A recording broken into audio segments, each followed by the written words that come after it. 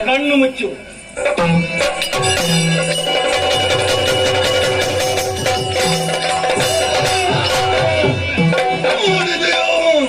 ಇನ್ನೊಮ್ಮೆ ತೋರಿಸಬೇಕಾ? ಬೇಡ ಬೇಡ, ಇನ್ನೊಮ್ಮೆ ತೋರಿಸಬೇಡ. ನೀನು ಎಲ್ಲಿ ಆಗತ್ತೆಲ್ಲ ತಿಳಿದುಕೊಂಡೆ.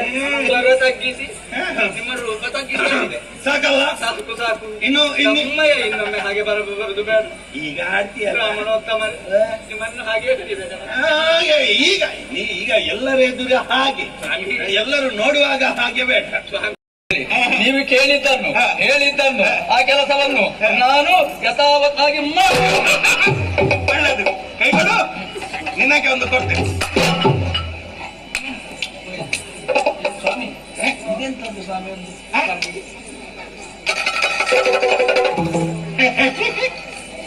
ಭಾಷೆಯನ್ನು ತೆಕ್ಕೊಂಡಿದ್ದೆ, ಕೆಲಸ ಮಾಡ್ತೇನೆ ಅಂತ ಹೇಳುವಾಗ ಅದನ್ನು ಕೊಟ್ಟದ್ದು ಏನಿದು? ನಾನದು ಪ್ರಪಂಚ ತಿರುಗುವಂತ ಹೊತ್ತಿಗೆ ನನ್ನ ಕೈಗೆ ಸಿಕ್ಕಿದಂತ ವಸ್ತು. ಹೌದೇ? ಇದು ನಿಮ್ಮಲ್ಲಿ ಇರಲಿ ಸ್ವಾಮಿ. ಏನು ವಸ್ತು ಅದು? ಅಗಡೆ ತಾಳ. ದಾಳ. ಅದು ಯಾಕೆ? ಅದು ಆಡ್ಲಿಕ್ಕೆ ಅದದು. ನೀವು ಯಾರೊಟ್ಟಿಗೆ ಆಡುದು? ನಾನು ಆಡುದಿಲ್ಲ. ಮತ್ತೆ ನನಗೆ ಆಟ ಆಡಿ ಗೊತ್ತಿಲ್ಲ. ಆಡಿ ಗೊತ್ತಿಲ್ಲ. ಆಡಿ ಗೊತ್ತಿಲ್ಲ. ಮತ್ತೆ ಆಟ ನೋಡುದು ಮಾತ್ರ. ನೋಡುದು. ಆಡಿಸುವುದು ನೋಡುದು. ಹೌದಾ? ಅದು ನೋಡಿ ವೀಳ್ಯ ಕೊಡ್ಲಿಕ್ಕೆ ಉಂಟ ಕಡೆಗೆ. ಇಲ್ಲ. ಆಮೇಲೆ ಆಟ ಆದ ಮೇಲೆ ವೀಳ್ಯ ತನ್ನಾಗಿ ಅವರಿಗೆ ಬರ್ತದೆ ಆಡಿದವರಿಗೆ.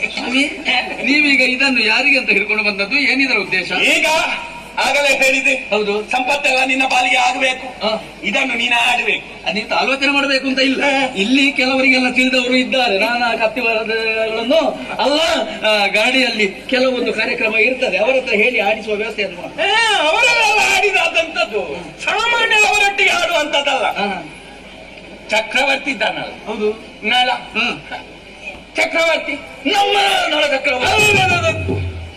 ನೀನೀಗ ಅಲ್ಲಿಗೆ ಹೋಗಿ ಆ ನಳ ಚಕ್ರವರ್ತಿಯೊಂದಿಗೆ ಈ ಪಗಡೆ ಆಟವನ್ನು ಆಡಬೇಕು. ಆಡಿದ್ದಿ ಅಂತ ಆದ್ರೆ ಅವನ ಸಕಲ ಸಂಪತ್ತನ್ನೆಲ್ಲ ಅವನಿಂದ ಕಿತ್ತು ನಿನ್ನ ಬಳಿಗೆ ನಾನು ತರಲಿಸುವ ಹೊಣೆಗಾರಿಕೆ.